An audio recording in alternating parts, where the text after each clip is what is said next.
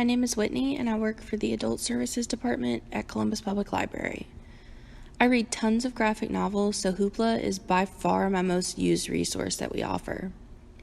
I'm a traditional reader and I like having books in my hand, particularly since graphic novels rely so heavily on art.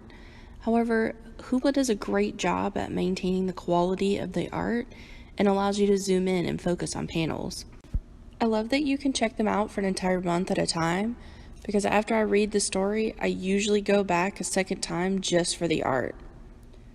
I'd like to share some popular graphic novels on Hoopla that I think you might enjoy. March is an autobiography of the late John Lewis.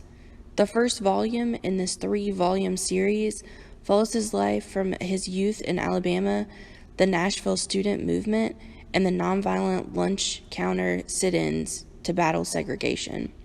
It also includes Lewis's personal reflections during the times of Jim Crow and segregation. Primer is artist meets superhero.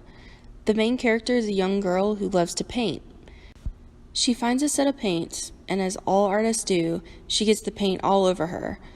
She didn't know, however, that her foster parent Yuka brought home the paints because they were afraid they would get misused, because they were actually experimental body paint from the government that gives the wearer special powers. This graphic novel follows Ashley Rayburn as she discovers her newfound powers and navigates through her now very complicated world. Like many, I read They Called Us Enemy because as a fan of Star Trek, George Takei, who played Sulu in the original series, has always been a meaningful voice to me. Even knowing the subject, I wasn't prepared for what I was going to read. This is a first-hand account of George Takei's experience in a relocation center. Relocation centers were where people of Japanese descent were held under the order of President Franklin D. Roosevelt during World War II, including George Takei and his family. This graphic novel is a must-read.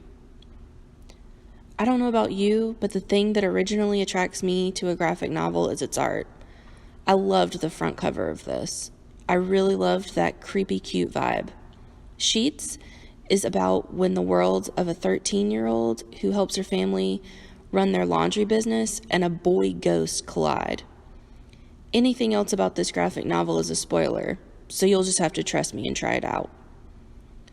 I was excited about Kinsei right from the start. The art is beautiful, the cover had me absolutely obsessed. This story is about Lupe, a teen girl who gets superpowers during her quinceañera. Her powers only last while she is 15 years old, so it is a limited series. It was originally released as a digital comic, but now it's available in its entirety on Hoopla. I chose the Tea Dragon Society because of the unique perspective of dragons growing flowers to make tea out of. Who thinks of this stuff? The author, Katie O'Neill, is mad creative. The main character, Greta, is a blacksmith apprentice who discovers a world of wonder where she meets a wildly diverse group of people, creatures, and of course, adorable dragons. Someone could easily convince me that the art in this graphic novel is literal magic. I highly recommend reading this one.